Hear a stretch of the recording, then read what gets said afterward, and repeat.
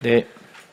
사실 요새 이재명 정부 보면 조금 실망스러운 부분이 많이 있습니다. 부동산 세제 발표도 보면 준비가 안 되어 있는 것 같고, 이 호남 메가 프로젝트도 보면은 도대체 준비가 돼 있나 하는 생각이 많이 듭니다. 아까 제가 모두에 이 기후하고 에너지를 과연 맞추는 게 맞느냐에 대해서 우리가 근본적인 고민을 좀 해봐야 된다. 또 말씀을 드렸지만 이것도 정부가 정말 제대로 준비하고 이렇게 부처를 만들었는지 하는 의문이 듭니다.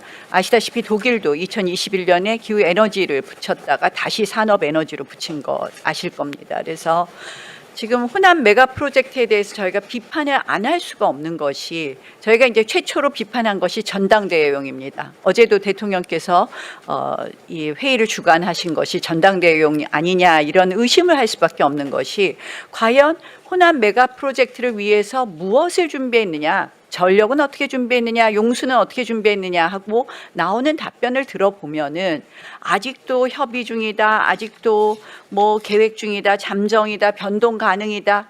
자료 요구를 하면 자료도 나오지도 않아요. 이거 걸어가면서 도로 가는 격이냐? 저희가 이렇게 얘기합니다.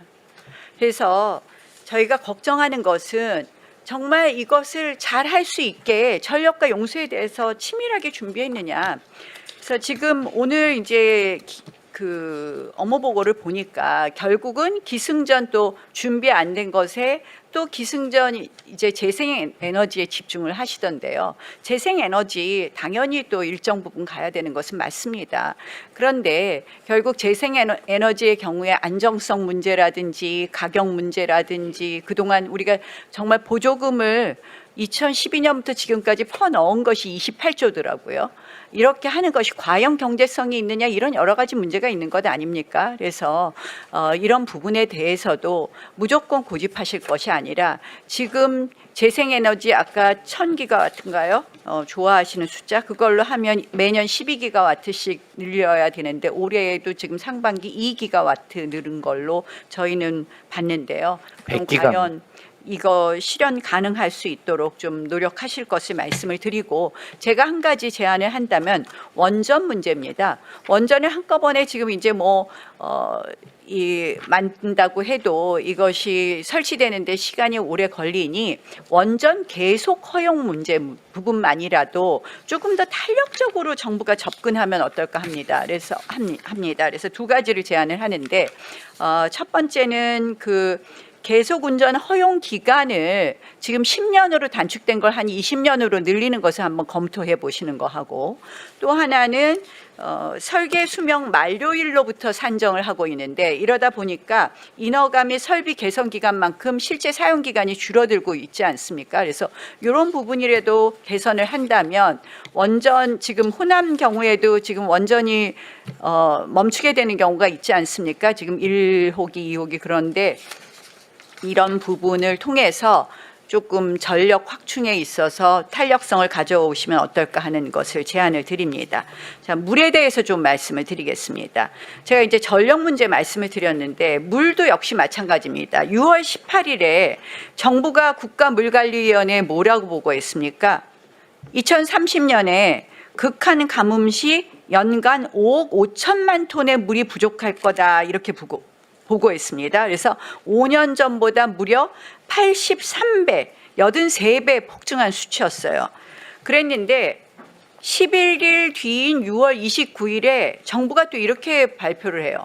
메가 프로젝트를 발표하면서 서남권에만 하루 106만 톤, 연간 4억 톤의 물을 추가 공급하겠다고 공언했습니다. 자, 5억 5천만 톤이 갑자기 부족했다가 4억 톤을 1년에 더 추가 공급하겠다는 거 이거 정부가 봉이 김선달입니까? 어떻게 이게 가능합니까? 극한 가뭄하고 일상적인 물 공급은 다른 문제 아닙니까? 이렇게 답변하실 줄 알았는데요. 자, 아니 이 극한 가뭄까지도 최악의 가뭄을 상정하지 않고 평시만을 기준으로 해서 4억 톤 공급한다는 거 과연 가능할까요? 가능합니다. 저는 과연 가능하지 않다고 봅니다. 자, 가뭄 오면 식수 끊겠습니까? 반도체 공장 돌리는 물 공급 끊겠습니까? 저는 이 호남 메가 프로젝트에 지금 준비하신 이 물 공급도 결국 국민들 식수 농업인들의 생명수로 치르겠다는 것 아닌가 이렇게밖에 보여지지 않습니다.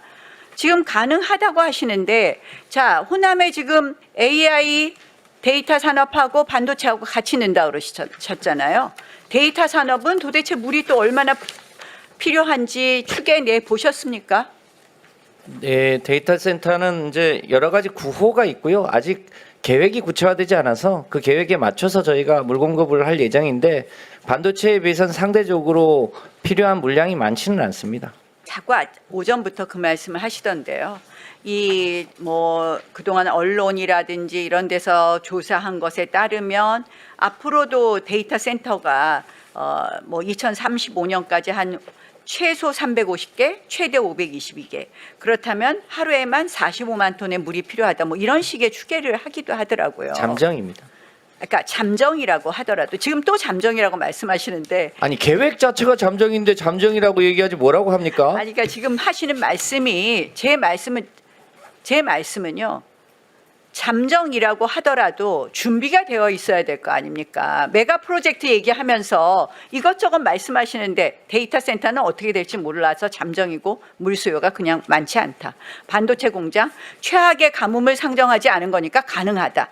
최악의 가뭄이 되면 어느 것부터 물 끊겠습니까? 그러면 그렇게 말씀하시면 무책임한 태도죠. 어떻게 잠정이라고 그런 식으로 말씀하십니까? 지금 남부지방의 섬진강댐 저수율도 10%대로 떨어진 거 보셨을 겁니다. 저는 지금 이렇게 기후 변화가 심한데 최악의 가뭄은 상정하지 않고 평시로 따지면 할 수 있다? 이런 낙관론이, 이런 무책임한 발언이 결국 호남 메가 프로젝트가 결국 이 정부가 진심 안 담긴 희망 고문 아니냐. 네, 의원님.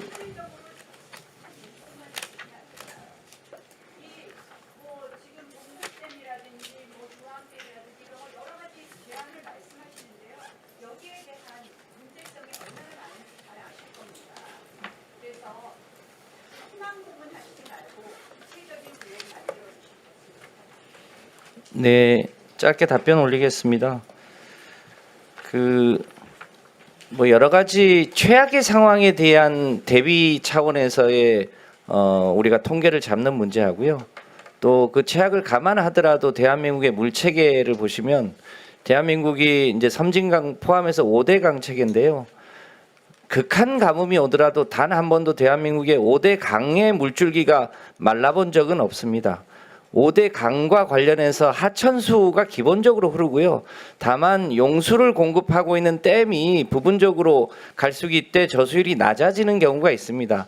이런 문제를 해결하기 위해서 4대 강의 주요 강줄기와 댐을 연결하는 도수관로 사업들을 여러 군데를 해서 소위 하천과 댐과 댐을 연계해서 그 저수를 해서 해당 지역에 공급해야 되는 곳에 가뭄이 오면 다른 용수가 좀 여유가 있는 지역에서 공급하는 이런 시스템을 보완하면 소위 이 농업용수, 공업용수, 생활용수 공급을 하는 문제를 해결해 나갈 수 있습니다. 대한민국은 현재 5대 강에서 하천수 자체가 가뭄이 오더라도 말라본 적이 없습니다. 그런 강물을 잘 활용하면 되고요. 용인 반도체는 한강에서 공급합니다. 호남의 반도체는 영산강과 섬진강에서 공급합니다. 이 강물이 마르지 않습니다. 그것을 잘 감안해서 공급하면 됩니다. 따라서 가뭄이 오는 것에 대해서 일정하게 우리가 댐이 모자랄 수 있다는 것하고 4대 강에 강물이 마르지 않는데 그걸 극하게 비교하시는 건 적절치 않다고 보여집니다. 아까 말씀하신 것 중에 원전의 이제 사용 기간을 연장하는 것과 관련해서 10년과 20년 말씀을 하셨는데 현재 그 체계는 사실은 이제 원안이 소관이긴 합니다만 이 문제에 관해서는 어느 것이 더 합리적일지에 대해서는 검토해 볼 수 있도록 하겠습니다. 최근에 제도가 많이 개선돼서 예전에는 이제 사용 기간이 중단되면 신청을 했는데 사전에 신청할 수 있도록 해서 그 사용 기간을 연장하는 과정에서 일부 이제 보완해야 되는 최신 설비로 보완해야 되는 기준이 있으니까 그런 문제 잘 감안해서 할 수 있도록 하겠습니다. 호남의 반도체 용인은 되고 호남은 안 된다 이렇게 접근할 일이 아니고요. 대한민국에 호남 반도체를 하게 된 것은 이 소위 국가 균형 발전 차원에서 수도권의 1급 집중을 막기 위한 이재명 정부의 결단입니다. 그 결단이 확정된 게 채 2달이 되지 않습니다. 그에 맞춰서 용수와 전력 계획을 체계적으로 잘 세워서 보고 드릴 수 있도록 하겠습니다. 예, 수고하셨습니다.